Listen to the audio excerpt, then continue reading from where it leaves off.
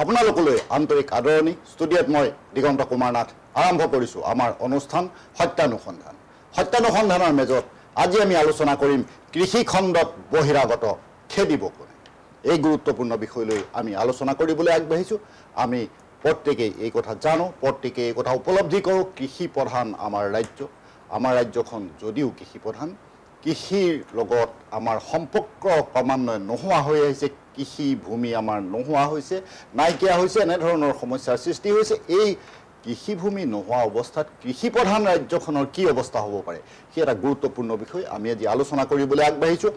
কৃষি খণ্ডত বহিৰাগতৰ দপদপনি চলিছে। বিভিন্ন সময়ত আমি সেই কথা লক্ষ্য কৰি আছোঁ, কৃষিভূমিবোৰ হ্ৰাস পোৱাৰ মূলতে এই বহিৰাগতৰ দপদপনিও আছে। এনেধৰণৰ বিভিন্ন গুৰুত্বপূৰ্ণ বিষয় লৈ আজি আমি আলোচনা কৰিম। কৃষিভূমি কিয় কমিছে সেই বিষয় লৈ আলোচনা কৰিম, আৰু কৃষিভূমিক লৈ আমাৰ কৃষকে কি স্বপ্ন দেখিছে, সেই স্বপ্ন সফল হৈছে নে নাই সেই বিষয়েও আমি আলোচনা কৰিম। মই আলোচনাৰ বাবে প্ৰথমে আদৰিছোঁ অসম কৃষক পৰিষদৰ সাধাৰণ সম্পাদকৰ দায়িত্বত থকা ফুলেন চন্দ্ৰ দাস ডাঙৰীয়া। তেখেতৰ দৃষ্টিকোণেৰে বহুখিনি কথা আপোনালোকক জনাব পাৰিব। মই আদৰিছোঁ অসম কৃষক পৰিষদৰ সম্পাদক দিজু গগৈ ডাঙৰীয়া। তেখেতৰ দৃষ্টিকোণৰ পৰা আপোনালোকক বহুখিনি কথা জনাব পাৰিব। এগৰাকী উদ্যোগী মহিলা আমাৰ মাজত উপস্থিত আছে, ৰুকসানা পাৰভিন, বৰপেটা চহৰৰ পৰা। তেখেত আহি আমাৰ মাজত উপস্থিত হৈছে। আচাৰ, জাম, জেলি এই প্ৰস্তুত কৰাৰ কামৰ সৈতে তেখেত জড়িত। তেখেতে নিজৰ নিজাববীয়া প্ৰচেষ্টাৰে বহুখিনি কাম কৰি আছে, আৰু তেখেতৰ মুখৰ পৰাও আপোনালোকে বহুখিনি কথা জানিব পাৰিব। মই অনুষ্ঠানৰ আৰম্ভণিতে ফুলেন চন্দ্ৰ দাস ডাঙৰীয়াৰ ওচৰলৈ আহিছোঁ, আৰু দাস ডাঙৰীয়াক মই পোনপটীয়াকৈ এই কথা সুধিব বিচাৰিছোঁ যে কৃষিভূমি হ্ৰাস পাই আহিছে, এই কথা আপুনিও নিশ্চয় বিশ্বাস কৰিব। কৃষিভূমি নোহোৱা হৈ আহিছে, আমাৰ কৃষিভূমিবোৰ যথেষ্ট পৰিমাণে কমিছে। এই কৃষিভূমি কম হোৱাৰ, হ্ৰাস পোৱাৰ পাছত কৃষকৰ কি অৱস্থা হ'ব পাৰে, আপোনালোকৰ কৃষক পৰিষদে এই সন্দৰ্ভত কিবা চিন্তা চৰ্চা কৰিছে? হয়, আপুনি খুব সুন্দৰ প্ৰশ্ন এটা কৰিছে যে আমিও এই কথাটো লক্ষ্য কৰি আহিছোঁ যে বিভিন্ন উন্নয়নমূলক কাম কাজৰ বাবেই হওক, নতুবা আমাৰ উদ্যোগীকৰণতেই হওক, এনেকুৱা ধৰণৰ বহুতো কাৰণ আছে যি কাৰণত কৃষিভূমি কমি আহিছে। যদিও অন্য এটা কাৰণ আছে যে আমাৰ বানপানী নোহোৱাৰ ফলত কিছুমান ঠাই ওখ হৈ যায়, বা খেতি নকৰাৰ ফলত চন মাটিবিলাক বাম হৈ যায়, এনেকুৱা ধৰণৰো দুই এটা সৰু সুৰা কাৰণ আছে। কিন্তু মূল আৰু প্ৰধান আমি কাৰণ হিচাপে গম পাইছোঁ যে আমাৰ বিকাশ আৰু উন্নয়নত আমি যিমান আগবাঢ়ি গৈছোঁ, সিমানেই আমাৰ কৃষি খণ্ডৰ কৃষিভূমিও আমাৰ কমি অহা বুলি আমি দেখিছোঁ। এতিয়া আমি আমাৰ অসমৰ প্ৰতিখন জিলাৰ বিভিন্ন মানুহে যদি কিছু কিছু লক্ষ্য কৰে যে আমাৰ যিটো নগৰীকৰণ আৰু উন্নয়ন, নতুন নতুন কোম্পানী আহিছে, জেগাত নতুন নতুন হাইৱে বনিছে, ফ'ৰলেন বনিছে, এইবিলাকৰ কাৰণেও আমাৰ যথেষ্ট ক্ষতি হৈছে। এতিয়া আমি তেনেকুৱা ধৰণে অসমৰ বিভিন্ন ঠাইত দেখিছোঁ, বা মই নিজে স্বচক্ষুৰে দেখা আমাৰ দক্ষিণ কামৰূপৰ বিভিন্ন অঞ্চলতো তেনেকুৱা আমি পাইছোঁ যে আমাৰ উদ্যোগীকৰণৰ ফলত আমাৰ কৃষিৰ যিটো কৃষিভূমিৰ শ্ৰেণী পৰিৱৰ্তন, এই শ্ৰেণী পৰিৱৰ্তন কৰি তাক অকৃষিভূমিলৈ লৈ গৈ তাত উদ্যোগ স্থাপন কৰা হৈছে। কিন্তু এই ক্ষেত্ৰত কৃষিভূমি নাইকিয়া হোৱাৰ দৰে হৈছে নহয়, প্ৰায় এতিয়া যথেষ্টখিনি কমি গৈছে। মানে তাত দুটা কাৰণ আছে। তাত আমাৰ উদ্যোগীকৰণো হৈছে যথেষ্ট আমাৰ দক্ষিণ কামৰূপত, আৰু এই ফ'ৰলেনৰ এটা অংশ আমাৰ কৃষিভূমিৰ মাজেৰে যোৱাৰ কাৰণে প্ৰায় 8-10 কিলোমিটাৰমান কৃষিভূমিৰ মাজেৰে ফ'ৰলেনটো যোৱাৰ কাৰণে তাৰ ওচৰে পাঁজৰে থকা মাটিবিলাকো এতিয়া মানে কৃষিৰ অযোগ্য হৈ পৰা আমি দেখা পাইছোঁ। গতিকে এনেকুৱা ধৰণৰ সমস্যা চৰকাৰে যদি গুৰুত্ব সহকাৰে নলয়, তেতিয়াহ'লে আমাৰ ভৱিষ্যতৰ কাৰণে আমি এটা বৰ ডাঙৰ বিপদত পৰিম। এতিয়া আজি মই এই কথাটো আৰম্ভ কৰিছোঁ যে অম্বিকাগিৰি ৰায়চৌধুৰী তেখেত এজন সংগ্ৰামী কবি লিখক আছিল। তো সেই কবি তেখেতে কৈছে যে যি জাতিয়ে নিজৰ পথাৰ আৰু বজাৰ চিনিব নোৱাৰে, তেওঁ নিজক কেতিয়াও চিনিব নোৱাৰে। গতিকে আমাৰ এতিয়া এই অম্বিকা ৰায়চৌধুৰীদেৱ 1985 চনতে 1885 চনত জন্মগ্ৰহণ কৰিছিলে, আৰু আজিৰ পৰা প্ৰায় 125 বছৰ আগত তেখেতে জন্মগ্ৰহণ কৰা ব্যক্তিজনৰ চিন্তা যদি তেনেকুৱা ধৰণৰ আহিছে, কিন্তু আজিৰ তাৰিখত আমাৰ অসমৰ যিখিনি অসমীয়া মানুহ আছে তেখেতসকলেও এই চিন্তাৰে আগবঢ়াটো ভাল। কাৰণ আজি আমাৰ যদি বজাৰ চাব যাওঁ, আমাৰ যদি পথাৰ চাব যাওঁ, আমাৰ বজাৰত অন্যায় কাম কৰে, আমাৰ পথাৰত অন্যায় কাম কৰে।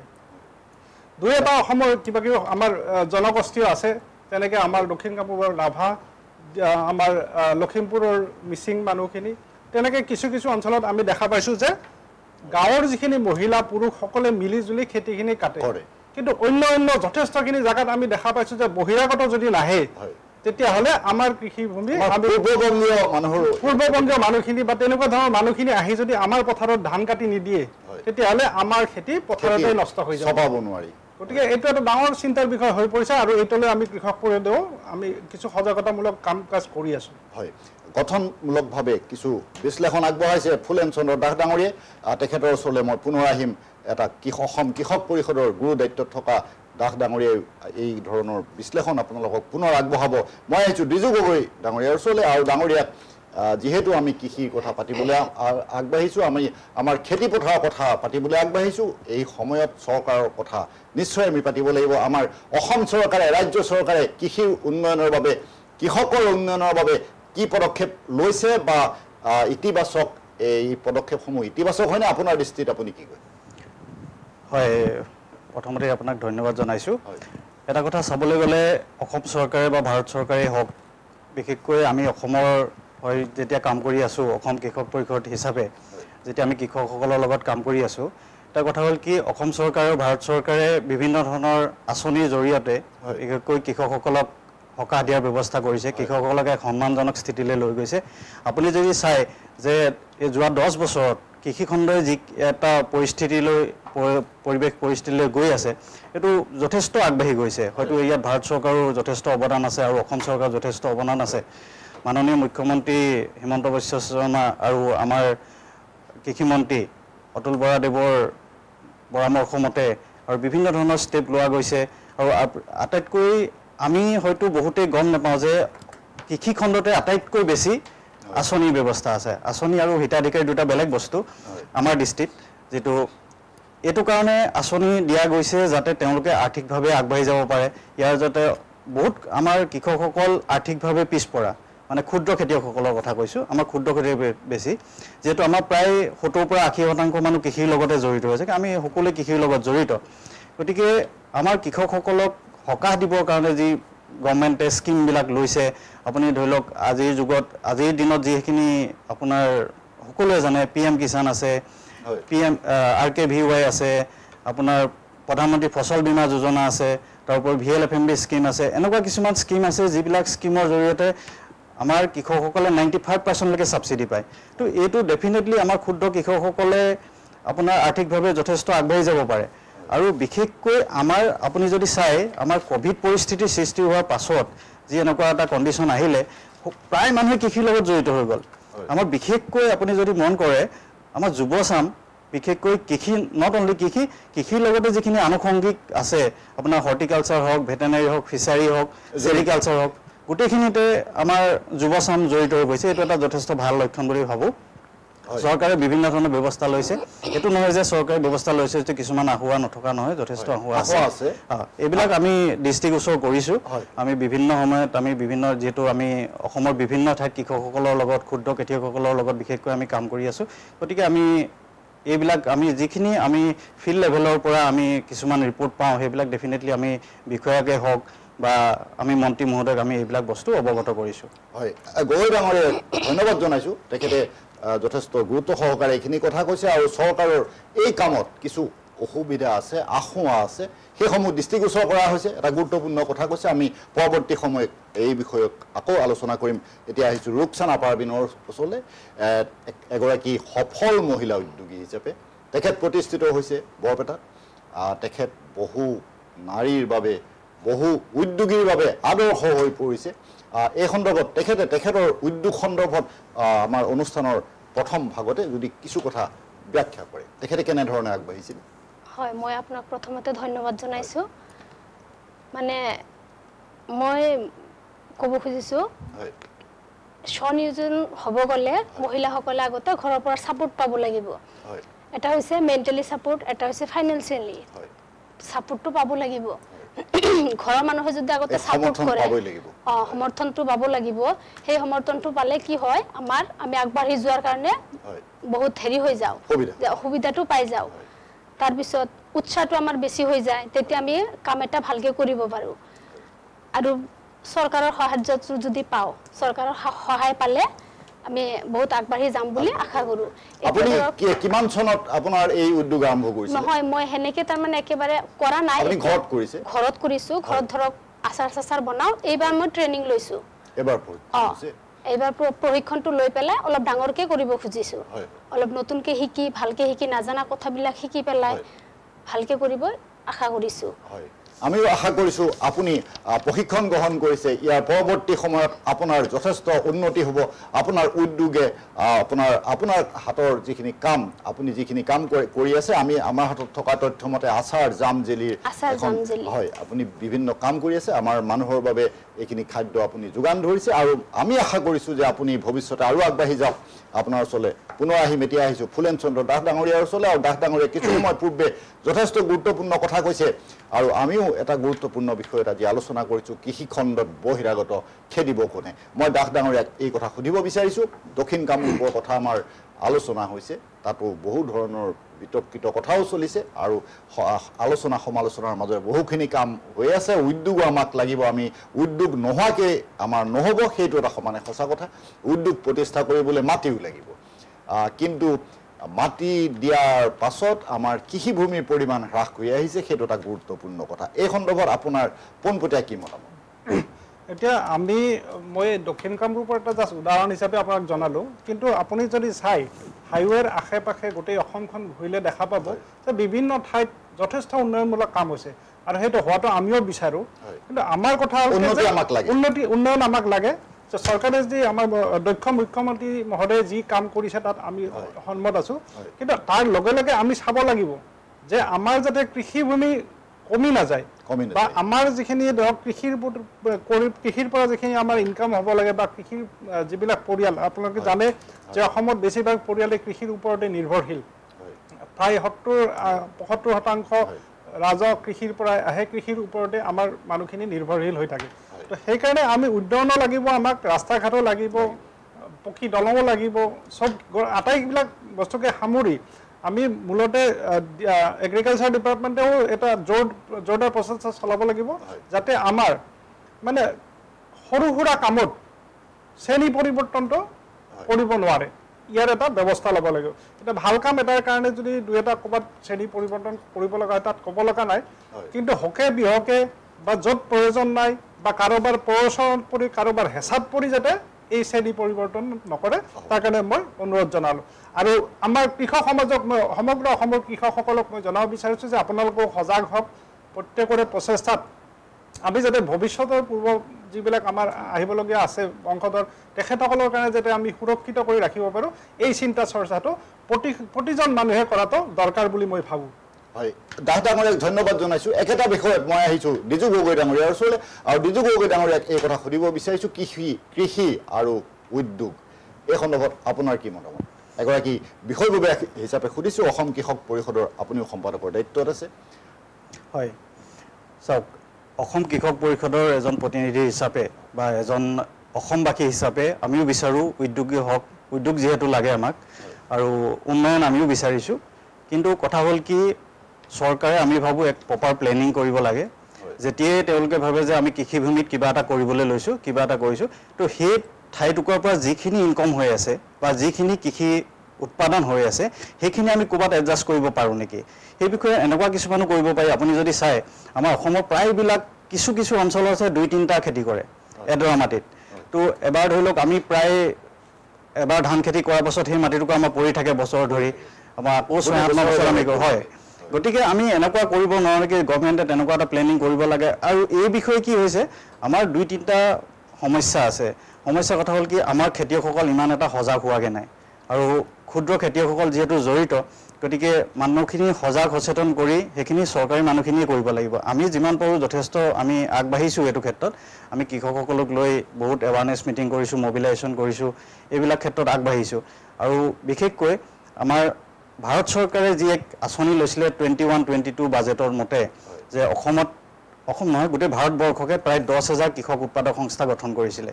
ইয়াৰ আগতেও কৃষক উৎপাদক সংস্থা আছে অসম চৰকাৰটো 2016 চনৰ পৰা কৃষক উৎপাদক সংস্থা কৰি আছে কিন্তু নৰেন্দ্ৰ মোদী ডাঙৰীয়াৰ নেতৃত্বত 10,000 চেণ্ট্ৰেল ছেক্টৰ স্কিম নামেৰে যি কৃষক উৎপাদক সংস্থা গঠন কৰিছিলে তাত ভিতৰত আমাৰ অসমত হয়তো 500 পৰা 600 কৃষক উৎপাদক সংস্থা গঠন কৰিছে যিটো ব্লক ভিত্তিত কৰা গৈছিলে এইটো এটা উদ্দেশ্য আছিলে কি আমাৰ ব্লকৰ আণ্ডাৰত যিখিনি ক্ষুদ্ৰ ক্ষুদ্ৰ খেতিয়ক আছে স্মল এণ্ড মাৰ্জিনেল ফাৰ্মাৰ্ছ এই খেতিয়কখিনি একগোট কৰি যিহেতু একগোট কৰি থাকিলে আপোনাৰ যথেষ্ট সুবিধাও হয় প্ৰডাকশ্যন বাঢ়িব আৰু সেইটো এটা কৰিছিলে কি ওৱান ডিষ্ট্ৰিক্ট ওৱান প্ৰডাক্ট এটা ব্যৱস্থা কৰিছিলে ভাৰত চৰকাৰে যে এটা প্ৰাইমেৰী ক্ৰপ দি দিছিলে ধৰি লওক যিটুকুৰা ঠাইত আপুনি যদি চাই কিছুমান ঠাইত ধৰি লওক আপোনাৰ মেজৰ প্ৰডাকশ্যন ভাল হৈছে তাত মেজ দিছে সেইটো এটা ছাৰ্ভেৰ ওপৰত হৈছে কিছুমান ঠাইত আপোনাৰ ধানৰ খেতি ভাল হৈছে সেইটো ব্লকটোত বা সেইটো FPC-টোক কৃষক উৎপাদক সংস্থাটোক তেওঁলোকে মেজ কৰিবলৈ দিছে ধান কৰিবলৈ দিছে মৌ কৰিবলৈ দিছে বিভিন্ন ধৰণৰ গতিকে এইবিলাক ক্ষেত্ৰত চৰকাৰে ব্যৱস্থা লৈছে কিন্তু এটা কথাটো হ'ল কি যদি আমাৰ মাটি কমি আহি থাকে কৃষি মাটি যদি কমি আহি থাকে এইটো এটা আমাৰ বিশেষ সমস্যাৰ সৃষ্টি হ'ব যিহেতু এনেকুৱা এটা মেচিন হয়তো আজিলৈকে বনা নাই য'ত আমাৰ খাদ্য বস্তু আমি মেচিনে প্ৰডাকশ্যন কৰিব পাৰোঁ যিহেতু মাটি আমাক লাগিবই মাটি নহ'লে আমি খাদ্য বস্তু বিশেষকৈ প্ৰস্তুত কৰিব নোৱাৰে আৰু সেইটো সময়ত যেতিয়া ক'ভিডৰ সময়ত মানুহে গম পাইছিলে যে এডৰা খেতি মাটিত কিমান প্ৰয়োজনীয়তা আছে গতিকে খাদ্য বস্তু কেনেকুৱা নাটনি হৈছিলে বা কেনেকুৱা এটা ব্যৱস্থা গৈছিলে সেইটো চবেই গম পাইছে গতিকে আমি ভাবোঁ চৰকাৰে উদ্যোগ স্থাপন কৰক উন্নয়ন হওক আমিও বিচাৰোঁ এতিয়া কৃষি খণ্ডতে যদি আমি বহুত প্ৰডাকশ্যন কৰোঁ প্ৰডাকশ্যন কৰাৰ পাছততো আমি সেইটো প্ৰচেছিঙতে নিব লাগিব প্ৰচেছিং কৰাৰ লগে লগে মেচিনাৰী দৰকাৰ হৈ গ'ল আৰু সেইবিলাক বস্তু আমাৰ যদি প্ৰায় চাই আমাৰ প্ৰায় ধানেই হওক বা মেইজেই হওক আমি প্ৰায় বস্তু বাহিৰলৈকে পঠাই থাকোঁ আমাৰ তেনেকুৱা আমাৰ খুব চকুত পৰা ব্যৱস্থাটো হৈছে আমি চাহ উদ্যোগবিলাকহে দেখোঁ কিছুমান বস্তু ফেক্টৰীবিলাক দেখিছোঁ বা এনেকুৱা মিলবিলাকৰ দৰকাৰ আছে বিভিন্ন ধৰণৰ প্ৰচেছিং ইউনিটৰ দৰকাৰ আছে সৰু সৰু ক্ষুদ্ৰ প্ৰচেছিং ইউনিটৰ দৰকাৰ আছে এইবিলাক হ'লে কি হ'ল এইবিলাক দৰকাৰ আছে এইবিলাকো আমি বিচাৰোঁ কিন্তু কথাটো হ'ল কি চৰকাৰে এটা প্ৰপাৰ প্লেনিং কৰিব লাগে ৰাইজৰ লগত আলোচনা কৰিব লাগে আৰু প্ৰডাকশ্যনত যাতে হেম্পাৰ নপৰে এইটো ব্যৱস্থা চৰকাৰে কৰিব লাগে হয় গগৈ ডাঙৰে যথেষ্ট যুক্তিসংগতভাৱে কিছু কথা ব্যাখ্যা কৰিছে চৰকাৰেও এনেধৰণৰ পদক্ষেপসমূহ ল'ব লাগে আৰু নিয়াৰিকৈ কিছু পৰিকল্পনা যুগুত কৰিব লাগে যি পৰিকল্পনাৰ ফলৱতী কৰিলে আমাৰ কৃষক সমাজ উপকৃত হ'ব কৃষকৰ কামত আহিব আমাৰ সমাজৰ কামত আহিব এটা গুৰুত্বপূৰ্ণ কথা কৈছে দিজু গগৈ ডাঙৰীয়াই মই তেখেতক ধন্যবাদ জনাইছোঁ আহিছোঁ ৰুকসানা পাৰভিন মেডামৰ ওচৰলৈ আৰু তেখেতে মই পূৰ্বে এই কথা কৈছোঁ তেখেতে নিজাববীয়া প্ৰচেষ্টাৰে বহুখিনি কাম কৰি আছে জাম জেলি আচাৰকে ধৰি বহুখিনি কাম কৰি আছে মই আপোনাক পোনপটীয়াকৈ এটা কথা সুধিব বিচাৰোঁ যে আজি আমি সমাজৰ ফালে যদি চাওঁ তেতিয়াহ'লে আমি দেখোঁ যে চৰকাৰে বহুখিনি কামেই কৰিছে বহুখিনি আঁচনি আছে চৰকাৰৰ হাতত আঁচনি ৰূপায়ণ কৰিছে আজি গাঁৱে গাঁৱে আজি ঘৰে ঘৰে অৰুণোদয় আঁচনিৰ কাৰণে মানুহ দৌৰি ফুৰে অৰুণোদয় আঁচনিত নাম সোমাবৰ কাৰণে বহু যুদ্ধ বিগ্ৰহ হয় সেইবিলাক আমি সংবাদ মাধ্যমৰ মানুহে উমান পাই থাকোঁ কিন্তু মই আপোনাক সুধিব বিচৰা কথাটো এনেধৰণৰ যে আমি স্বনিয়োজনৰ বাবেও চৰকাৰৰ বহু আঁচনি ৰূপায়িত হৈছে কিন্তু স্বনিয়োজনৰ এই আঁচনিক লৈ মহিলাসকল কিমান আগ্ৰহী মই আপোনাক এই কথা হয় মহিলাসকল বহুত আগ্ৰহী এইবিলাক আঁচনি লৈ পেলাই ধৰক মহিলাবিলাক ঘৰত থাকি যোনখিনি কাম কৰে যেনেকৈ জাম জেলি আচাৰ এইবিলাক বনাই পেলাই চৰকাৰে সাহায্য লৈ পেলাই বহুত আগবাঢ়ি যাব পাৰিব কিছুমান ক্ষুদ্ৰ উদ্যোগ যেনেকুৱা ধৰক কাঠফুলা কাপোৰৰ ব্যৱসায় সেইবিলাক কৰি পেলাই তাঁতশাল সেইবিলাক কৰি পেলাই সেইবিলাকৰ জৰিয়তে আৰ্থিকভাৱে স্বাৱলম্বী হ'ব পাৰিব তাৰপিছত আমি প্ৰত্যেক মহিলাই ধৰক কিচেন গাৰ্ডেন যেনেকুৱা ঘৰতে সৰু সুৰা খেতি বাতি কৰি পেলাই তাতে ধৰক কিছুমান শাক পাচলি ৰুই পেলাই সেইবিলাক বিক্ৰী কৰিও আমি মহিলাসকল বহুত স্বাৱলম্বী হ'ব পাৰিম সেনেকুৱা মই ভাবোঁ আৰু প্ৰত্যেক মহিলাই সেনেকুৱা কৰিলে মানে বহুত আগবাঢ়ি যাব পাৰিব হয় এইখিনিতে মই আপোনাক আৰু এটা কথা সুধোঁ মোৰ এই কথা মই উমান পাইছোঁ যে শেহতীয়াকৈ 29, 30 আৰু 31 অক্টোবৰ এইকেইদিন আপোনালোকৰ এটা প্ৰশিক্ষণ সম্পাদন হৈছে পাঞ্জাবাৰী গুৱাহাটী পাঞ্জাবাৰীত এটা প্ৰশিক্ষণ সম্পন্ন হৈছে তাত বহুখিনি ৰাইজে অংশগ্ৰহণ কৰিছে বহুখিনি মহিলাই অংশগ্ৰহণ কৰিছে প্ৰশিক্ষণ গ্ৰহণ কৰিছে আপুনিও তাৰ মাজৰ এগৰাকী মই আপোনাক এই কথা সুধিব বিচাৰোঁ যে এনেধৰণৰ প্ৰশিক্ষণে বা এনেধৰণৰ প্ৰশিক্ষণ লাভ কৰি আমাৰ মহিলাসকল কিমান উপকৃত হৈছে আপুনি নিজে কি ভাবে মই ভাবোঁ এই প্ৰশিক্ষণটো লৈ পেলাই ধৰক আমি যেনে যিখিনি জানা আছিলোঁ যে এনেকৈ আচাৰটো বনাব পাৰি মই একচুৱেলি শিকিছোঁ আচাৰ জাম জেলি সেইটো এনেকুৱা বনাব পাৰি কিন্তু সেইটো কিমান দিন ৰাখিব পাৰি প্ৰিজাৰ্ভ যোনটো কয় কেনেকৈ ৰাখিব পাৰি সেই ৰাখাটো আমি জানা নাছিলোঁ কেনেকৈ কৰিব লাগে আমি ঘৰত বনোৱা আচাৰখিনি বনাই থওঁ কেইদিনমান পিছতে ধৰক বেয়া হৈ যায় কিন্তু এতিয়া আমি ট্ৰেইনিংটো প্ৰশিক্ষণটো লৈ পেলাই শিকিলোঁ কোনটো বস্তু কিমান দিন কেনেকৈ ৰাখিব পাৰি কি কি কেমিকেল ইউজ কৰি মানে বস্তু বেয়া নোহোৱাকৈ সংৰক্ষণ কৰিব পাৰি সেইবিলাক শিকিলোঁ সেইবিলাক শিকাৰ পিছত ধৰক প্ৰত্যেক মহিলাই ভাবিব এনেকুৱা বনালে এনেকুৱা কৰিলে মই ৰাখিব পাৰিম বস্তুখিনি বিক্ৰী কৰাৰ কাৰণে ধৰক এটা বজাৰ লাগিব সেই বজাৰখিনি পাব মহিলাবিলাকে এই প্ৰশিক্ষণ লৈ পেলাই যদি কামটো কৰে মহিলাবিলাকে কাম কৰে তো বহুত আগবাঢ়িব পাৰিব ৰুকসানা পাৰবিনক মই আৰু এটা কথা সুধিব বিচাৰো গুৱাহাটীত এই প্ৰশিক্ষণৰ কাৰ্যসূচী সম্পাদন হৈছে আপুনি বৰপেটাৰ পৰা আহি ইয়াত প্ৰশিক্ষণ গ্ৰহণ কৰিছে আপোনাৰ এই কথা আপুনি ভাবে নেকি যে আমাৰ ৰাজ্যখনৰ বিভিন্ন ঠাইত এনেধৰণৰ প্ৰশিক্ষণটো হ'ব লাগে আপুনি ভাবেনে হয় বা চৰকাৰে এনেধৰণৰ পদক্ষেপ গ্ৰহণ কৰিব লাগে চৰকাৰে এনেধৰণৰ পদক্ষেপ গ্ৰহণ কৰিব লাগে প্ৰত্যেক জিলাতে মানে এনেকুৱা প্ৰশিক্ষণটো পাতিব লাগে যাতে আমাৰ নিচিনা মহিলাবিলাক ওলাই আহিব পাৰে ওলাই আহি প্ৰশিক্ষণটো লৈ পেলাই ভালকে কাম কৰি যাব পাৰে আগবাঢ়িব পাৰে নিজৰ ভৰিত নিজে থিয় দিব পাৰে এটা গুৰুত্বপূৰ্ণ কথা কৈছে ৰুকসানা পাৰবিনে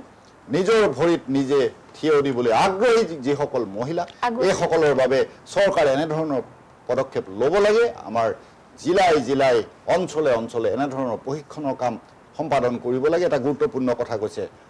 পাৰবিন মেডামে মই তেখেতক ধন্যবাদ জনাইছোঁ আহিছোঁ ফুলেন চন্দ্ৰ দাস ডাঙৰীয়াৰ ওচৰলৈ আৰু ডাঙৰীয়াক মই এইখিনিতে এটা অন্য ধৰণৰ প্ৰসংগ সুধিব বিচাৰিছোঁ কাৰণ আমাৰ সমাজৰ ভৱিষ্যতৰ গোটেই দায়িত্ব আছে আমাৰ নৱপ্ৰজন্মৰ ওপৰত নৱপ্ৰজন্ম লৈ আমি বহুত সপোন দেখোঁ কিন্তু শেহতীয়াকৈ আমি এই কথা লক্ষ্য কৰোঁ বৰ্তমানৰ নৱপ্ৰজন্ম আমি যদি শিক্ষিত যুৱক যুৱতীসকললৈ চাওঁ তেতিয়াহ'লে কৃষি কৰ্মৰ প্ৰতি তেখেতসকলৰ অনীহা আমি দেখা পাওঁ কিন্তু এনে অৱস্থাত এখন আত্মনিৰ্ভৰশীল অসম আমি কেনেকৈ কল্পনা কৰিব পাৰোঁ আপুনি কি কয় এই আত্মনিৰ্ভৰশীল অসম গঢ়াৰ প্ৰচেষ্টাৰে আমি কৃষক পৰিষদে প্ৰতি বছৰে বিভিন্ন ঠাইত গৈ গৈ আমি বিভিন্ন ধৰণৰ সজাগতামূলক অভিযান তথা প্ৰশিক্ষণ শিবিৰ পাতিছোঁ যোৱা 29-31 তাৰিখে আমাৰ অসমৰ বিভিন্ন জিলাৰ পৰা আমি কৃষক বাছনি কৰি আনি ইয়াত আমি প্ৰশিক্ষণৰ ব্যৱস্থা কৰিছোঁ য'ত 50% ৰাজ সাহায্যযুক্ত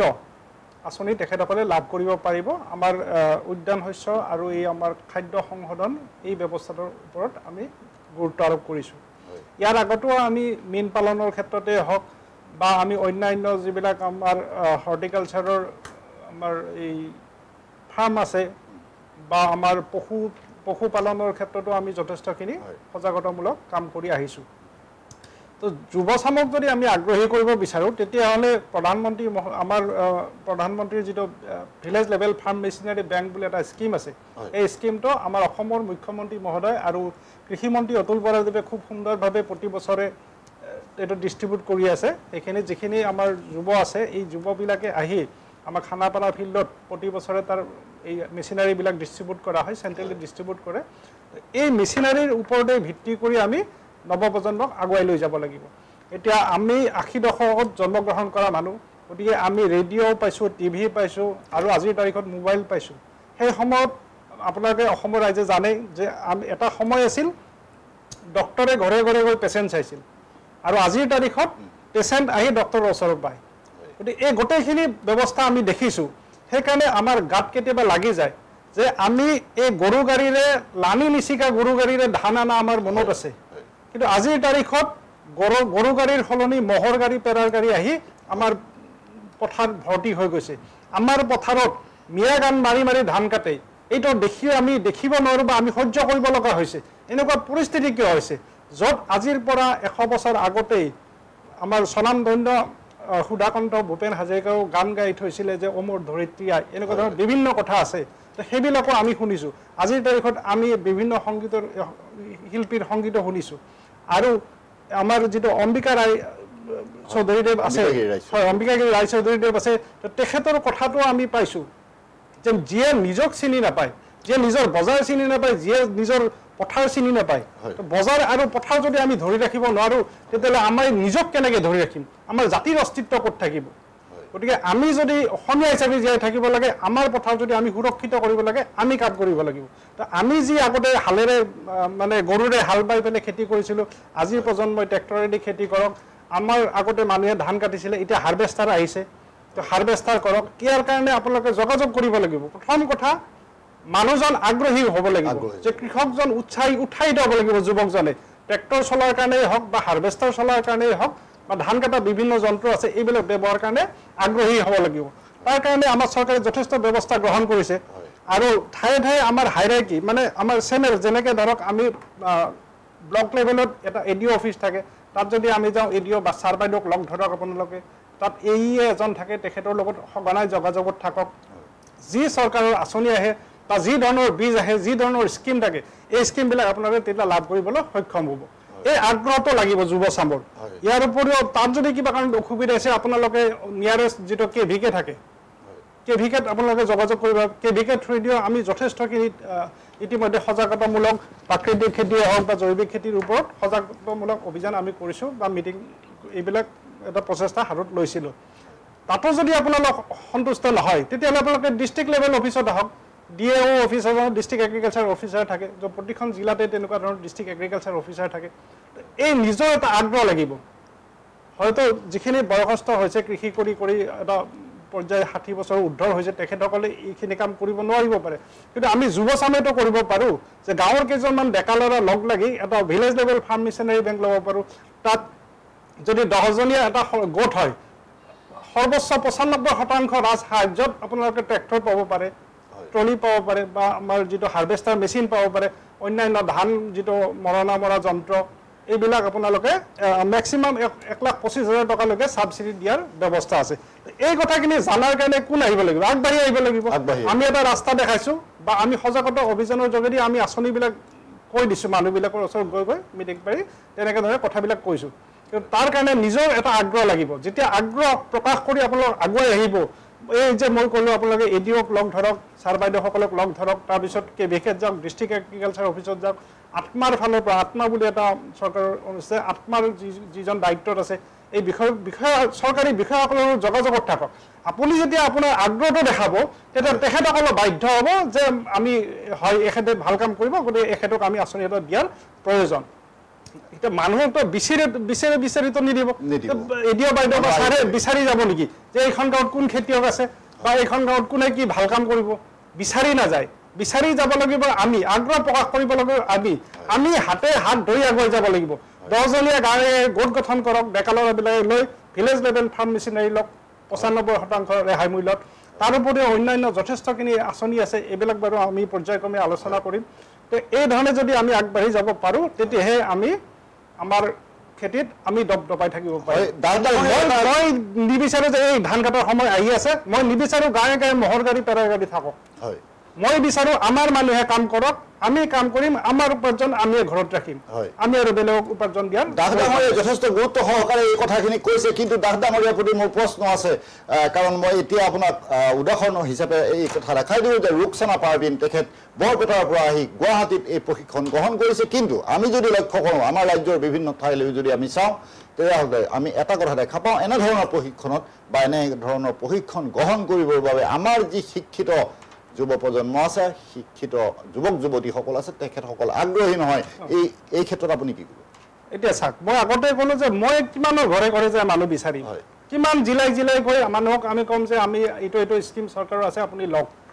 যোনে গম পাইছে আমাৰ ধৰক আজিকালি ছ'চিয়েল মিডিয়াৰ যুগ যোনে ছ'চিয়েল মিডিয়াত পাইছে বা আমাক কিবা প্ৰকাৰে লগ পাইছে তেখেতসকলে যদি আমাক আগ্ৰহী হিচাপত আগুৱাই আহে তেতিয়াহ'লে আমি তেখেতসকলক সহায় কৰাৰ কাৰণে সাজু আছোঁ এতিয়া আমি ৰুকসানাৰ দায়িত্বতে আছিলে যি 29-31 তাৰিখে আমি প্ৰায় 160জন পুৰুষ মহিলাক এই ট্ৰেইনিংটো দিয়াইছোঁ এতিয়া তেখেতসকলে আমাৰ তাত আবেদন কৰিছে আবেদন কৰাৰ কাৰণে আমি গম পাইছোঁ যে এইখন জিলাৰ এই 5জন আছে বা কোনখন জিলাৰ কেইজন কৃষকে আমাক আবেদন কৰিছে এই ভিত্তিত আমি এই ট্ৰেইনিংটো আমি সফল সামৰণি মাৰিছোঁ যোৱা 31 তাৰিখে আজিও আমাৰ এটা তেনেকুৱা ধৰণৰ সৰু ট্ৰেইনিং প্ৰগ্ৰেমেই আছিলে এইটোৰ ওপৰত যিখিনি ৰৈ গৈছিলে তেনেকুৱা কেইজনমানক আকৌ মাতি আনি আজি আমি 3 দিনৰ ঠাইত আমি 4 দিন বঢ়াই দিলোঁ কি কাৰণত বঢ়ালোঁ যে আমাৰ হাতত এপ্লিকেশ্যন যথেষ্টখিনি আহিছে যে আমাকো ট্ৰেইনিং দিয়ক আগৰখিনি 3 দিনত আমি যিহেতুকে সোমাব নোৱাৰিলোঁ সেইকাৰণে আকৌ আজি 7 তাৰিখে আমি দিনজোৰা কাৰ্যসূচীৰে এই ট্ৰেইনিঙৰ কামটো সামৰণি কৰিছোঁ দাদা মই ধন্যবাদ জনাইছোঁ তেখেতে যথেষ্ট গুৰুত্ব সহকাৰে এইখিনি কথা কৈছে আমিও এটা গুৰুত্বপূৰ্ণ বিষয়ত আলোচনা কৰি আছোঁ কৃষি খণ্ডত বহিৰাগত খেদিব কোনে কিছু সময়ৰ পাছত আমি আলোচনালৈ পুনৰ উলটি আহিম এতিয়া লৈছোঁ খন্তেক সময়ৰ বাণিজ্যিক বিৰতি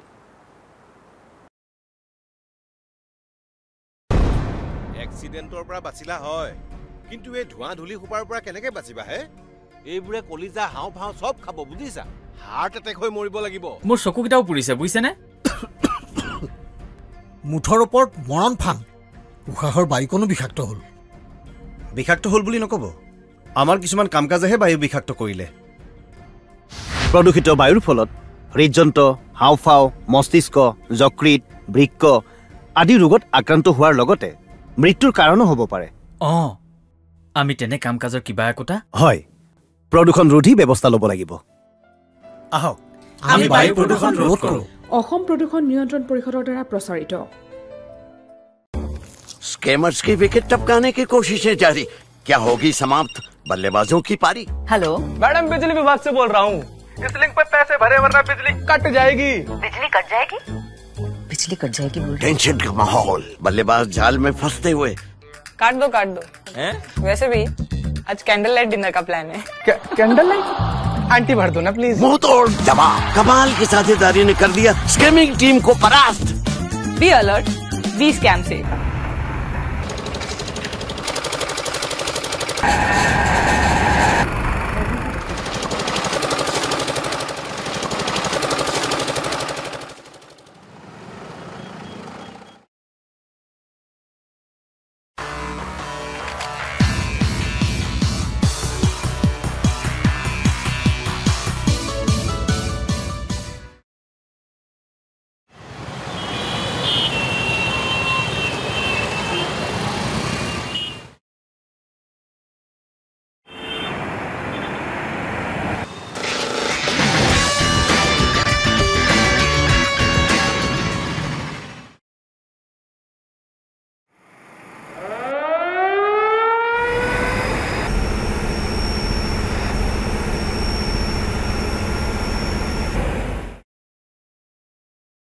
অসম প্ৰদূষণ নিয়ন্ত্ৰণ পৰিষদৰ দ্বাৰা প্ৰযোজিত আৰু প্ৰচাৰিত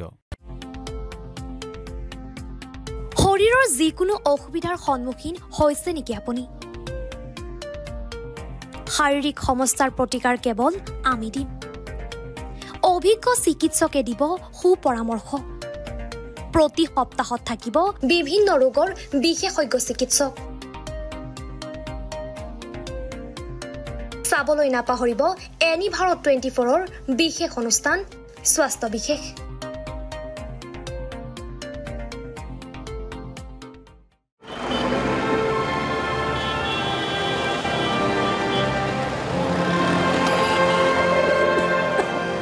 গোটেইখন ধোঁৱা হ'ল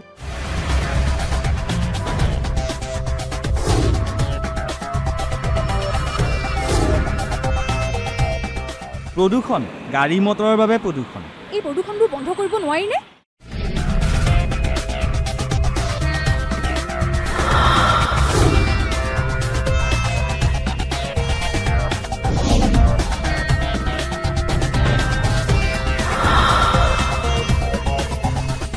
বহু পৰিমাণে কমাব পৰা যায় এই প্ৰদূষণে কম ক্ষতি কৰিছেনে বাৰু সেই কথা আমি নিজে নুবুজিলে কোনে বুজাব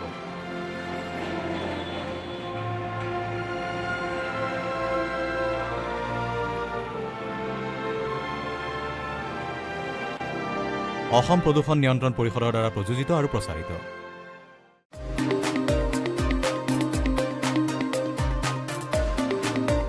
আপোনাৰ ঘৰখন আৰু অফিচটো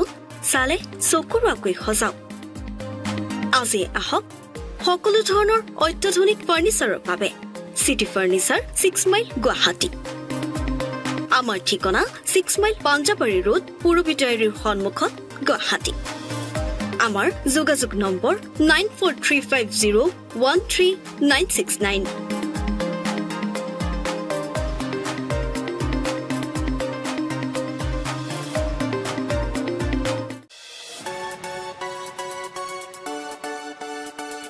ৰঙাপাৰাবাসীৰ বাবে সুখবৰ আপুনি যদি দুচকীয়া বাহন ক্ৰয় কৰিব বিচাৰিছে তেন্তে এতিয়াৰ পৰা আৰু চিন্তাৰ কোনো প্ৰয়োজন নাই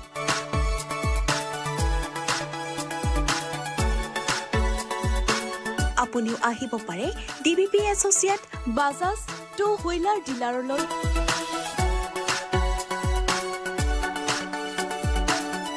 আমাৰ ঠিকনা হৈছে ৱাৰ্ড নং 8 ঠাকুৰবাৰী ৰোড ডাকঘৰ ৰঙাপাৰা জিলা শোণিতপুৰ অসম আমাৰ যোগাযোগ নম্বৰ হৈছে 9435707133 আৰু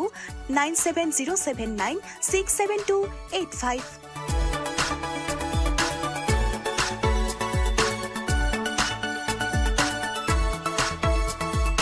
भाई बिजनेस रजिस्टर हो गया? यस, सिर्फ करंट अकाउंट बाकी है। करंट अकाउंट के लिए तो SBI बेस्ट है। US मशीन मिलेगा और QR कोड भी। Best cash deposit limit east और वेस्ट इंडस्ट्री में बेस्ट है, सबको पता है। SBI करंट अकाउंट बेस्ट है, सबको पता है। ए বাইদেউ কি কৰে জাবৰ পেলাও আকৌ এইবোৰ এই পলিথিন প্লাষ্টিকৰ জাবৰবোৰ সদায়তো এই নলাটোতে পেলাই আহিছো পলিথিন প্লাষ্টিক পেলাই নলাটো একেবাৰে বন্ধ কৰি পেলাইছে পানী ওলাই যাব নোৱাৰে নহয়নে বাইদেউ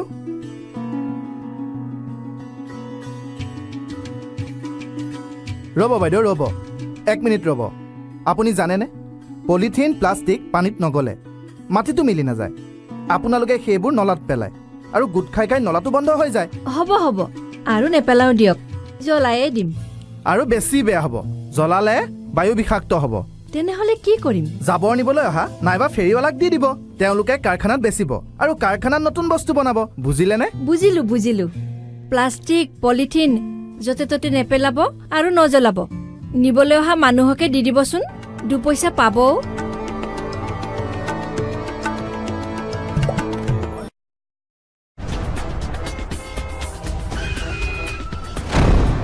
এক্সিডেন্টৰ পৰা বাচিলা হয় পৰা আপোনাৰ প্ৰিয় চেনেল এনি ভাৰত 24 উপলব্ধ GTPL চেনেল নম্বৰ 272 আৰু জিঅ' টিভি চেনেল নম্বৰ 5003 লগতে উপলব্ধ Tata play Amazon fire TV Sony TV Google টিভিকে আদি কৰি মুঠ 17টা OTT প্লেটফৰ্মত চাই থাকিব এনি ভাৰত 24 ভিৰৰ মাজতো ব্যতিক্ৰম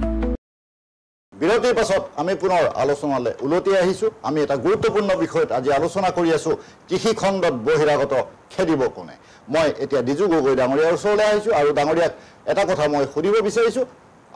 আমি বহুতে এই কথাটো লক্ষ্য নকৰো গুৰুত্ব নিদু আমাৰ চৰকাৰী বিভাগও আছে ইয়াৰ মাজতে আমি দেখো যে কৃষিত আমাৰ কৃষি খণ্ডত শ্ৰমিকৰ পৰিমাণ যিদৰে কমিছে ঠিক একে ধৰণে যদি চাওঁ আমাৰ কৃষি বিভাগত কৰ্মচাৰীৰ সংখ্যাও কমিছে কাৰণ বিভিন্ন সময়ত আমি বিভিন্ন কাৰ্যসূচী ৰূপায়ণৰ সময়ত দেখা পাওঁ যে আমাৰ ইচ্ছুক কৃষকে বিচাৰিলেও কৃষি মানুহ কৃষি কৰ্মচাৰীক লগ নাপায় এনেধৰণৰ এটা ঘটনা চলি আছে আৰু এই ক্ষেত্ৰত ইচ্ছুক যিসকল কৃষক মই ইচ্ছুক বুলি কৈছোঁ কথাটো ইচ্ছুক কৃষকে তেখেতসকলৰ সহযোগিতা লাভ নকৰাৰ কাৰণে কৃষি কৰ্মৰ প্ৰতি অনীহা অহা এনেকুৱা এটা স্বাভাৱিক কথা আৰু এটা কথা আমি লক্ষ্য কৰোঁ যে সজাগতা কৃষকৰ মাজত বা ৰাইজৰ মাজত সজাগতা অনুষ্ঠান কৰাৰ ক্ষেত্ৰতো কৃষি বিভাগ পিছ পৰি আছে আপুনি এই ক্ষেত্ৰত কি কয় হয় এটা কথা মন কৰিব আমাৰ যিসকল ক্ষুদ্ৰ কৃষক আছে সেই কৃষকবিলাকে ইমান এটা মিডিয়াৰ লগত জড়িত নহয় বা ছ'চিয়েল মিডিয়া তেওঁলোকে ইমান এটা এক্টিভ নহয় ব্যৱহাৰ নকৰে তেওঁলোকে বহুত বস্তু নাজানে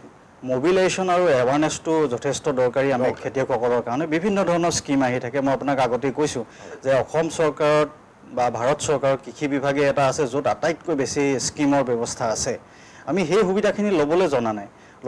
নাই কথাটো হ'ল কি ল'ব নাই বিচৰা সেইটো কথা নহয় আমি একচুৱেলি কৃষকসকলৰ মাজলৈ এই বস্তুটো লৈ যাব পৰা নাই বুলি মোৰ অনুভৱ হয় যিহেতু মই দেখিছোঁ বিভিন্ন কথাটোৱে হয় এইটো ক্ষেত্ৰত মই এইটো বস্তু ভাবোঁ দুটা কথা ইয়াত এটা কথা হ'ল কি অসম চৰকাৰে কিছুমান ব্যক্তিগত প্ৰতিষ্ঠানক বা ব্যক্তিগত অনুষ্ঠানক বা বাহিৰাগত কিছুমান প্ৰতিষ্ঠানক ইয়াৰ দায়িত্ব দিয়া দেখিছোঁ যিটো কাৰণে আমাৰ একচুৱেল যি হ'ব লাগে ফিল্ডত সেই বস্তুটো হোৱা নাযায় তাৰোপৰি আমাৰ এইটো বস্তু মই মানো যেহেতু যে কৃষি বিভাগত কিছু কৰ্মচাৰীৰ সংখ্যা যথেষ্ট কম যেহেতু আমাৰ অফিচবিলাক কাৰ্যালয়বিলাক থাকিলেও আপোনাৰ কি অকণমান দূৰত থাকে খেতিয়কসকল খেতি কৰি যাবগৈ নোৱাৰে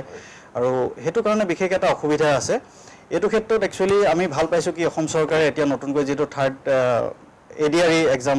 পাতিলে তাত প্ৰায় 1800 কৃষি সম্প্ৰসাৰণ সহায়ক নিয়োগ কৰিছে এইটো যথেষ্ট এটা উল্লেখনীয় পদক্ষেপ চৰকাৰৰ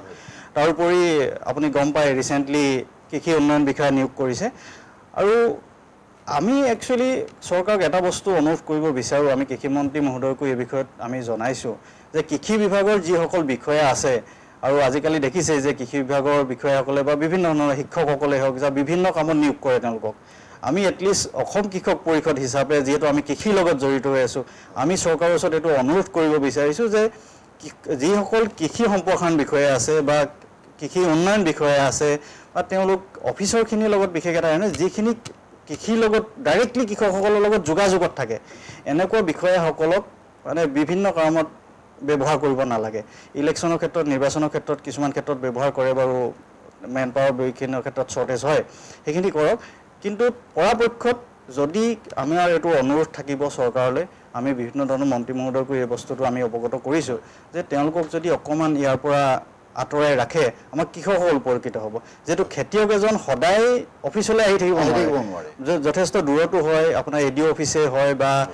ডিষ্ট্ৰিক্ট এগ্ৰিকালচাৰ অফিচবিলাকেই হয় এইবিলাক অলপ আঁতৰতে থাকে বা টাউন এৰিয়াতে থাকে যদি অসুবিধা আছে কিন্তু গতিকে আমি ভাবোঁ যে তেওঁলোকক যদি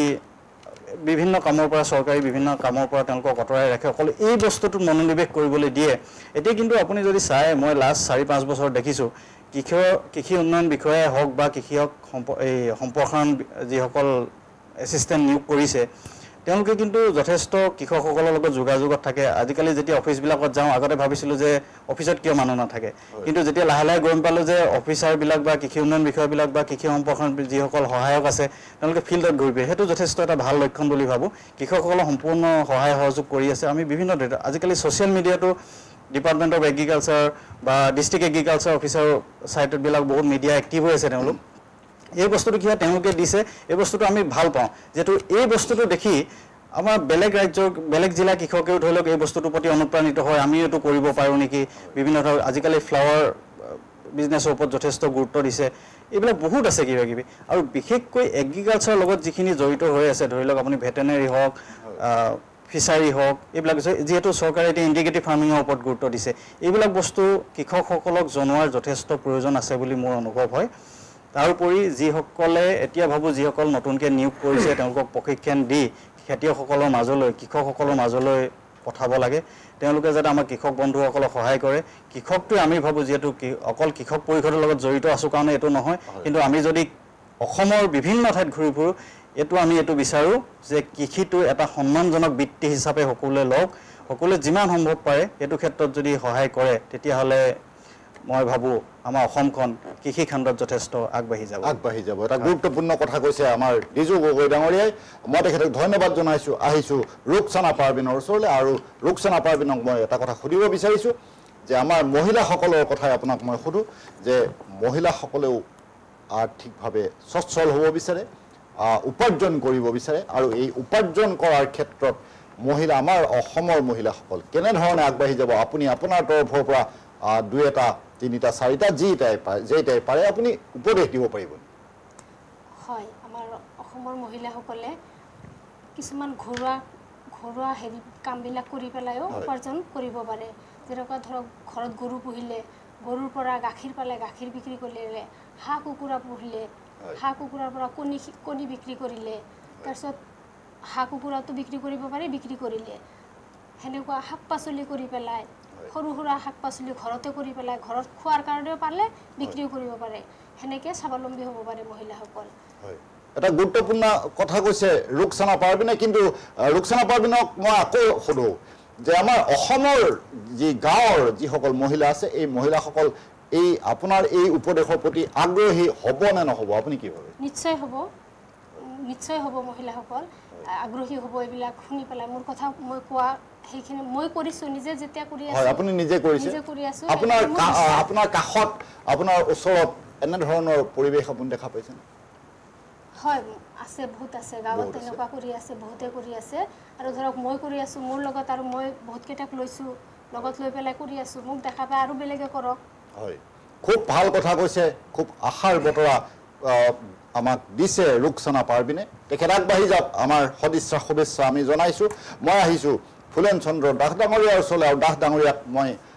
এই কথা সুধিব বিচাৰোঁ যে আমি কৃষিৰ কথা যিহেতু পাতি আছোঁ কৃষিভূমিৰ কথা পাতি আছোঁ কৃষিক লৈ আমি স্বাৱলম্বী হ'ব পাৰিছোঁনে আপুনি আপোনাৰ দৃষ্টিৰে কি ভাবে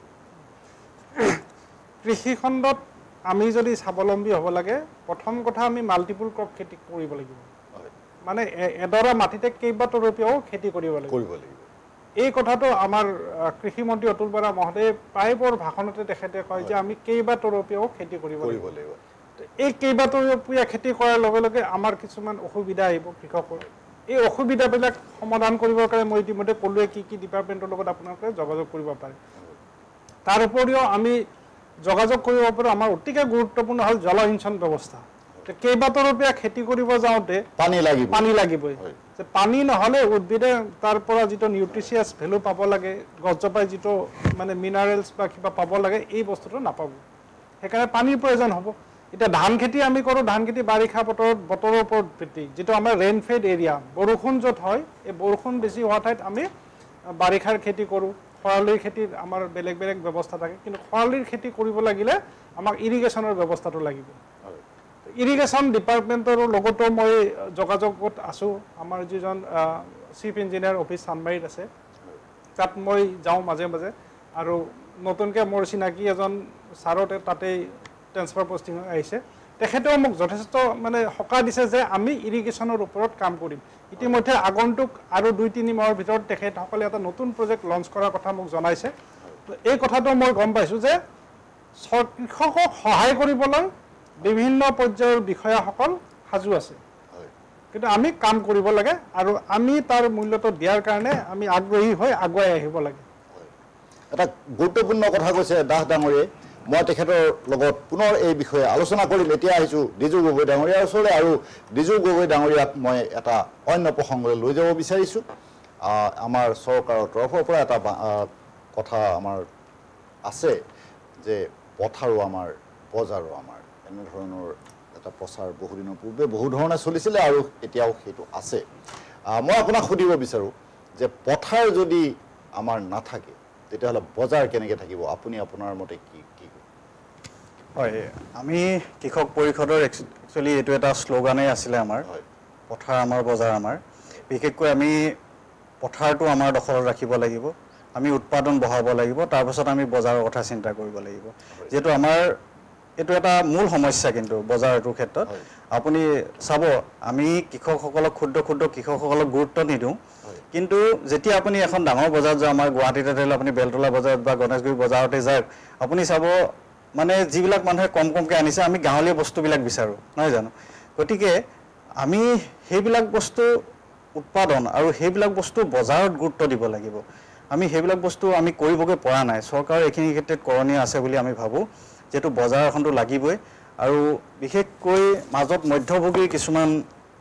ক্ষেত্ৰত মানে তেওঁলোকৰ দপদপনিৰ কাৰণে আমাৰ কৃষকসকলে উচিত মূল্য নাপায় বুলি ভাবোঁ আৰু বজাৰ এইটো নোহোৱা নহয় যে চৰকাৰেও ব্যৱস্থা কৰিছে বা আমাৰ বহুত ঠাই মানুহ আগবাঢ়ি আহিছে আপুনি যদি গুৱাহাটীৰ পৰা উজনি অসমৰ ফালে যায় আপুনি দেখিব সীতা জখলা প্ৰথমতে গাখীৰৰ কাৰণে তেওঁলোকে কাম কৰিছিলে এতিয়া তাত চাব যে আপোনাৰ শাক পাচলিয়ে হওক বা বিভিন্ন ধৰণৰ মানুহ তাত জড়িত হৈ গৈছে খেতিৰ লগত জড়িত সেইবিলাক এনেকৈ যদি নেশ্যনেল হাইৱে কাষে যিবিলাক ঠাই আছে আপুনি কাজিৰঙাটো চাব যে মানুহখিনি আছে আমাৰ মাছলৈকে পায় তাত লোকেল আমিতো প্ৰায় এনেকৈ বজাৰলৈ গ'লে ধৰি লওক আমি লোকেলেই চবেই অগ্ৰাধিকাৰ দিওঁ নহয় জানো কিনিব গতিকে সেই বস্তুটো আমি গুৰুত্ব দিব যথেষ্ট বস্তুৰ দাম আছে আপুনি মই এটা চিম্পুল এটা আপোনাক উদাহৰণ দিওঁ আমি ঔটেঙাটো আমি গাঁৱত কিনিতো নাখাওঁৱে তো গুৱাহাটীত মই নিজে 30 টকা 35 টকাত কিনি পাইছোঁ গতিকে যথেষ্ট বস্তুটোৰ ডিমাণ্ড আছে গতিকে চৰকাৰেও ব্যৱস্থা ল'ব লাগিব আমাৰ কৃষক বন্ধুসকলেও আগবাঢ়িব লাগিব যে বস্তুটো অদৰকাৰী বুলি কোনো ভাবিব নালাগে এতিয়া ধৰি লওক বিভিন্ন সময়ত আমি খেতি কৰিব পাৰি সৰু খেতি ধনিয়া আমি সকলো সময়তে কৰিব পাৰি আৰু আমি যদি এটা কাম কৰিব পাৰোঁ যিটো বস্তু যিটো টাইমত হয় সেইটো টাইমত নকয় যে তাৰ যদি অগা পিছাকৈ কৰোঁ সেইটো ধৰি লওক আমি মূল্যটো বেছি পাম আমি সেইবিলাক বস্তু কৃষক বন্ধুসকলক শিকাইছোঁ এতিয়া ধৰি লওক এতিয়া চৰকাৰে এনেকুৱা কিছুমান আছে ধৰি লওক আমি গ্ৰীণ নেটৰ ব্যৱস্থা কৰি দিছে যিটো কৰিলে তাৰ তলত ধৰি লওক আপুনি সকলো সময়তে খেতি কৰি থাকিব পাৰিব আমাৰ বিশেষকৈ খেতি কৰিবৰ কাৰণে ৰ'দৰ দৰকাৰ আছে পানীটো দৰকাৰ আছে মেইন সেইকেইটা বস্তু উপকৰণ লাগে গতিকে এইবিলাক বস্তু যদি আমাৰ সুবিধা হয় যেনেকৈ ফুলেন ডাঙৰীয়াই ক'লে ইৰিগেশ্যনৰ ব্যৱস্থা কৰিব লাগে এইবিলাক যদি কৰে বা আমি মাটিডৰাকে 2-3টা হেৰিয়াতো কিছুমান এইটো কিছু ক্ষেত্ৰত আমাৰ অসুবিধাও আছে যিহেতু উৎপাদন ক্ষেত্ৰত আমাৰ প্ৰায়বিলাক অঞ্চলতে বানপানী অকণমান অসুবিধা হয় যেহেতু বৰ্তমান সময়ত বানপানীৰ হেৰিটো অকণমান কমিছে বুলি ক'ব পাৰি বা বানপানী হ'লেও বেছি সময় নাথাকে চৰকাৰ বিভিন্ন ধৰণৰ এইটো মথাউৰি নিৰ্মাণৰ ক্ষেত্ৰত যথেষ্ট গুৰুত্ব দিয়ে বা এটা কাৰেক্টিভ একশ্যন লৈছে যিটো জৰিয়তে আমাৰ কৃষক বন্ধুসকল উপকৃত হ'ব বুলি ভাবোঁ গতিকে আমি মোৰ কথা এটাই অনুভৱ কৰোঁ মই যে আমি 2-3টা কৰ্পছ কৰিব পৰা ব্যৱস্থা কৰিব লাগে ইণ্টিগ্ৰেটিভ ফাৰ্মিঙৰ ওপৰত গুৰুত্ব দিব লাগে আৰু বজাৰটো নিজেই কৰিব লাগিব, নিজেই সৃষ্টি কৰিব লাগিব, নিজেই আগবাঢ়ি আহিব লাগিব, তেতিয়াহে আমি কৰিম। বস্তু ডিমাণ্ড আছে, কোনো বস্তুৱে পেলনি নাযায়। মানে বাহিৰৰ আমি এইখিনি কৰিলেহে বাহিৰৰ পৰা বহুত বস্তু নাহিব। আৰু আমাৰ অসমত এনেকুৱা কিছুমান বস্তু আছে যিবোৰ বাহিৰত পোৱাটো পচিবল নহয়, যেনেকৈ ঔটেঙাই কওক, আপুনি কাজি নেমুৱে কওক, আমাৰ কিছুমান আদা আছে আৰু ভোট জলকীয়া যিটো আমি কিং চিলি বুলি ইমান ফেমাছ এটা হয়। গতিকে এইবিলাক বস্তু আমাৰ অসমৰ মাটিখিনি ইমান ভাল আৰু অসমত এনেকুৱা কিছুমান বস্তু আছে যিবিলাক বাহিৰত পোৱাটো সম্ভৱ নহয়। গতিকে আমি ভাবোঁ চৰকাৰেও এইখিনি কৰণীয় আছে, আমিও আগবাঢ়ি আহিব লাগিব। আৰু কৃষক বন্ধুসকল এই মধ্যভোগীৰ পৰা অকণমান আঁতৰত থাকি নিজাববীয়াকৈ যদি কৰে এইবিলাক বস্তুত আগবাঢ়িব। আপোনাক আৰু এটা বস্তু মই এড কৰি দিব বিচাৰোঁ, যিটো মই আপোনাক অকণমান আগতে গৈছিলোঁ, কৃষক উৎপাদক সংস্থা চৰকাৰে গঠন কৰিছিলে। তাৰ গভৰ্ণমেণ্টৰ যিখিনি গাইডলাইনছখন বনাইছিলে তাত এটা বস্তু মেনশ্যন আছিলে যে কৃষক উৎপাদক সংস্থা এটা গঠন হোৱাৰ পাছত তেওঁলোকক কিছুমান ক্ৰাইটেৰিয়া দিয়া থাকে, তেওঁলোকে এইটো কৰিব লাগিব, সেইটো কৰিব। তাত কিন্তু গাইডলাইনছত এটা বস্তু তেওঁলোকে ৰিটেইল শ্বপ খুলিব লাগিব, এইটো এটা গাইডলাইনছ আছে। মানে তেওঁলোকে চিড লাইচেঞ্চ ল'ব লাগিব, ফাৰ্টিলাইজাৰ লাইচেঞ্চ ল'ব লাগিব, তেনেকুৱা ধৰণৰ যিবিলাক আছে। তাত কিন্তু এটা মেইন বস্তু আছে ৰিটেইল শ্বপছ। মানে ৰিটেইল শ্বপ যিটো কাৰণে কৈছে খেতিয়কসকলে প্ৰডাকশ্যন কৰিলে যিটো কৃষক উৎপাদক সংস্থা এটাৰ লগত প্ৰায় 500 পৰা 1000 মানুহ জড়িত হৈ থাকে, মানে 1000টা পৰিয়াল জড়িত হৈ থাকে। এই মানুহখিনি যিখিনি প্ৰডাকশ্যন কৰিলে সেইখিনি যাতে তেওঁলোকে নিজৰ দোকানতেই যাতে বিক্ৰী কৰিব পাৰে, সেইটো কাৰণে এটা শ্বপ যাতে তেওঁলোকে খুলিব পাৰে, দোকান এখন যাতে খুলিব পাৰে যিকোনো জেগাত। তেওঁলোকে নিজৰ ব্লকতে খুলিলে বা তেওঁলোকে হাইৱে কাষত খুলিলে, এনেকুৱা যদি ব্যৱস্থা কৰে। হাইৱে কাষতো আমি বিশেষকৈ মই লোৱাৰ আছামতো এইটো বস্তু দেখিছোঁ বা আপাৰ আছামৰ নেশ্যনেল হাইৱে কাষে দেখিছোঁ, প্ৰায়বিলাকেই দোকান থাকে। আপুনি বহুত বস্তু আছে, আপুনি শাক পাচলি পাব, মাছৰ, আপুনি ইয়াৰ পৰা ডিব্ৰুগড়লৈ গ'লে আপুনি ঘৰৰ গোটেই বজাৰ কৰি লৈ যাব পাৰিব। বাঁহ বেতৰো বস্তু পায়, সকলো বস্তুৱে পায়। গতিকে এইবিলাক বস্তু কৰিব পৰা ব্যৱস্থা আছে। যেনেকৈ আপোনাৰ সীতা জখলাৰ কথা মই ক'লোঁ, সীতা জখলা আছে, কাজিৰঙাত কৰিছে আৰু বিভিন্ন ঠাইত কৰিছে। গতিকে হাইৱে কাষত যিহেতু আমাৰ এতিয়া যাতায়াত ব্যৱস্থাটো যথেষ্ট সুবিধা হৈছে, যদি এই যাতায়াত ব্যৱস্থা সুবিধা হ'লে এতিয়া আমাৰ কৃষকসকলে মনটো হেৰি কৰিবলৈ সাহস কৰিব লাগে। কৃষিটো এটা সন্মানজনক বৃত্তি হয়। সকলোৱে যদি এই বস্তুটোত আগবাঢ়ি আহে তেতিয়াহ'লে আমাৰ বজাৰ যিটো দখল কৰাৰ আমি মানসিকতা পুহি ৰাখিছোঁ সেই বস্তুটোত হয়তো আমি সফল হ'ব পাৰিম। গুৰুত্বপূৰ্ণ কথা কৈছে দ্বিজু গগৈ ডাঙৰীয়াই। মই তেখেতক ধন্যবাদ জনাইছোঁ। আহিছোঁ ফুলেন চন্দ্ৰ দাস ডাঙৰীয়াৰ ওচৰলৈ আৰু তেখেতক মই এই কথা ক'ব বিচাৰিছোঁ যে আমাৰ অসমৰ উৎপাদিত বহুখিনি বস্তু, বহুখিনি সামগ্ৰী ইতিমধ্যে বিদেশলৈ যোৱা আৰম্ভ কৰিছে। আমাৰ ভোট জলকীয়া পৰ্যন্ত বিদেশত চাহিদা বৃদ্ধি পাইছে। এনেধৰণৰ ভাল খবৰবিলাকো আমাৰ আছে, ভাল খবৰো বহুখিনি আছে।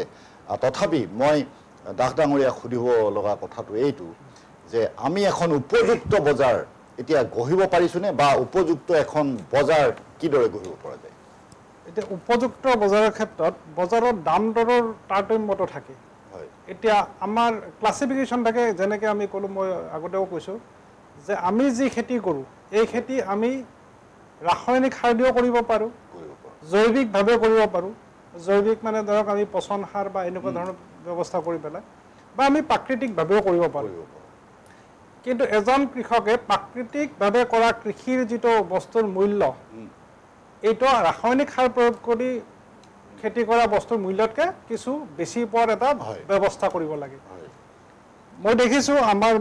মই কেইজনমান কৃষকৰ লগত ওতঃপ্ৰোতভাৱে লাগি থাকোঁ। তাৰে ভিতৰত এজন আছে ধ্ৰুৱ কলিতা বুলি। তেওঁ প্ৰায় 8 বিঘা মাটিত অমিতা, কুঁহিয়াৰ, জিকা, ভোল এইবিলাক খেতি কৰে। তাৰ লগত মই থাকি গম পাইছোঁ যে মানুহে বজাৰৰ পৰা, মানে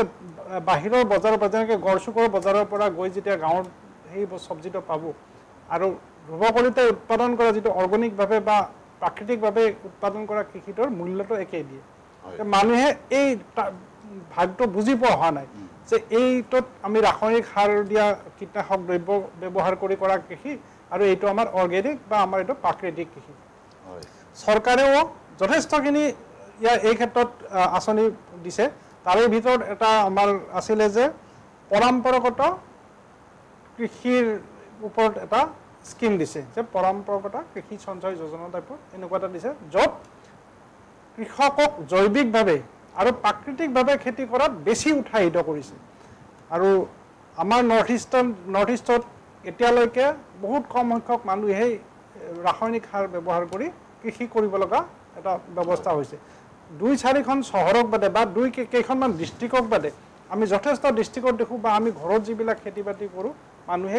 কীটনাশক নতুবা জৈৱিক এনেকুৱা একো ব্যৱহাৰ নকৰাকৈ অকল প্ৰাকৃতিকভাৱে খেতি কৰিয়ে খাই আছে আৰু ইভেন আমি নিজেও তেনেকৈ যি খেতি কৰিছোঁ কোনো ধৰণৰ নিদিওঁ গোবৰ দিওঁ বা তেনেকুৱা জাবৰ জোঁথৰ দিওঁ আৰু পোক পৰুৱাৰ পেষ্টিচাইডৰ কাৰণে আমাৰ কিবা বাল্ব টাল্ব এনেকুৱা টাইপৰ আমাক এডি অফিচৰ পৰা দিয়ে এইবিলাক আমি কালেক্ট কৰি পেলাই খেতি কৰি নিজে খাই আছোঁ গতিকে মানুহে বজাৰ এখন কৰোঁতে যে অৰ্গেনিক চাৰ্টিফিকেশ্যন মই যে অৰ্গেনিক খেতি কৰি আছোঁ এই কাৰণে ডিপাৰ্টমেণ্টৰ অৰ্গেনিক চাৰ্টিফিকেশ্যন দিয়া এটা ব্যৱস্থা আছে মই যদি অৰ্গেনিকভাৱে কৰা কৃষিৰ চাৰ্টিফিকেট এখন ল'ব পাৰোঁ তেতিয়া আমাৰ অন্যান্য আন আন সংস্থা আছে যেনেকৈ এপেডা আছে এপেডাৰ জৰিয়তে আমি এই অৰ্গেনিক চাৰ্টিফিকেশ্যন চাৰ্টিফাইড কৰা খাদ্যবিলাক বিমানবন্দৰৰ যোগেদি বাই প্লেন আমি বিদেশৰ বজাৰ দখল কৰিব পাৰোঁ বা আমি ডাঙৰ ডাঙৰ চহৰৰ বজাৰবিলাক দখল কৰিব পাৰোঁ যদিহে মই অৰ্গেনিক বা প্ৰাকৃতিকভাৱে কৃষি কৰা বস্তুৰ দামটো মোক আমাৰ স্থানীয় বজাৰত দিয়া নাই বা এইটোৰ মূল্যটো আমাক সমভাৱে লৈছে আমাৰ ৰাসায়নিক বা কীটনাশক দ্ৰব্য ব্যৱহাৰ কৰি কৰা কৃষিৰ তেতিয়াহ'লে এই বস্তুটো মই লোকেলত বিক্ৰী নকৰি এপেডাৰ জৰিয়তে বা আমাৰ এই যিটো অৰ্গেনিক চাৰ্টিফিকেশ্যন আছে এইবিলাক লৈ মই এইটো বাহিৰৰ বজাৰত যথেষ্ট দামত বিক্ৰী কৰাৰ এটা ব্যৱস্থা আছে তো এই ব্যৱস্থাটো আমি জানিব লাগিব হয়তো যিখিনি আমাৰ বয়সস্থ আছে এই বয়সস্থখিনি নাজানিলেও যিখিনি যুৱচাম আছে বা যিখিনি যুৱ কৃষক আছে তেখেতসকলে এই কথাটো বুজা অত্যন্ত প্ৰয়োজন হৈছে আজি কিছুদিন আগতে মই নিউজত পাইছোঁ বেছি দিন হোৱা নাই 4-5 দিনৰ ভিতৰতে প্ৰায় 20 কুইণ্টল চাউল এইটো কিবা মণিপুৰৰ পৰা পঠাইছে মণিপুৰৰ পৰা এই চাউলটো জাপানলৈ পঠাইছে চাউলটোৰ নাম মণিপুৰী ভাষাত লিখিছে কাৰণে মোৰ মনত নাই তো এই দিল্লীৰ এটা এক্সপৰ্টাৰে দিল্লীৰ এজন এক্সপৰ্টাৰে 20 কুইণ্টল চাউল আমাৰ মণিপুৰৰ পৰা জাপানলৈ পঠাইছে আমাৰ কৃষকে কিয় নোৱাৰে আমাৰ অসমৰ কৃষকে যদি বেছিভাগ ধান আমি যেনেকৈ ধৰক আমাৰ কোমল চাউল বৰা চাউল জহা চাউল এইবিলাক ধান খেতি যদি সৰহসংখ্যত কৰি পেলাই এইটো তেখেতে নিজাববীয়া নিজা প্ৰচেষ্টাত বিদেশলৈ পঠাব পাৰে আৰু তেখেতে ক'ত কেনেকৈ পঠাব লাগে বুলি এইটো জানিব নালাগে তেখেতে আহিব লাগে আমাৰ এপেডাৰ অফিচ যদি ভিজিট কৰে এপেডাত তেনেকুৱা ধৰণৰ গাইডেন্স দিয়া বহুত মানে আমাৰ বিষয়া আছে তেখেতসকলে সুন্দৰকৈ এপেডাৰ লাইচেঞ্চ লৈ দি পেলাই ক'ৰ পৰা ক'লৈ পঠিয়াব লাগে সকলো ব্যৱস্থা তেখেতসকলে কৰি দিব কেৱল আপুনি কোৱান্টিটিটো মানে প্ৰডাকশ্যনটো আপুনি বঢ়াব লাগিব যে আপুনি যদি 1 বিঘা মাটিত জহা কৰিছিলে এতিয়া 10 বিঘা মাটিত কৰক যদি 2 বিঘা মাটিত বোকা কৰিছিলে বা 1 কঠা 2 কঠা মাটিত বোকা ধান কৰিছিলে তেতিয়া বোকা ধানৰ খেতিটো বঢ়াই দিয়ক বা যি ধানৰে কৰে আপুনি স্পেচিয়েল কোৱালিটি টাইপত কৰক এপেডাৰ লগত যোগাযোগ কৰক আৰু বিভিন্ন পৰ্যায়ৰ বিষয়ববীয়া আছে আমি সময়ত কম আজি হয়তো ইমানখিনি সময় নহ'বও পাৰে এইবিলাক যদি যোগাযোগ কৰে আপুনি এক্সপৰ্ট নিজাববীয়াকৈ কৰিব লাগে এইটো খুব ডাঙৰ কাম নহয় কেৱল আপুনি আগ্ৰহ প্ৰকাশ কৰি কমকৈ সৰুকৈ আৰম্ভ কৰক সময়ত এইটো ডাঙৰ হৈ যাব তেতিয়া আপুনি গম পাব হয় দাদা মই ধন্যবাদ জনাইছোঁ এটা গুৰুত্বপূৰ্ণ বিষয়ত আমি আলোচনা কৰি আছোঁ কিন্তু আমাৰ অনুষ্ঠানৰ সময় চমু চাপি আহিছে আমাৰ হাতত কেইটামান মিনিট মাত্ৰ বাকী আছে মই দুয়োগৰাকী আমাৰ অতিথি আমাৰ শেষত বক্তব্য দিয়া দাস ডাঙৰীয়াক বাদ দি ডিজু গগৈ ডাঙৰীয়া আৰু ৰুকসানা পাৰবিন দুয়োগৰাকীকে মই 2 মিনিট সময়কে এটা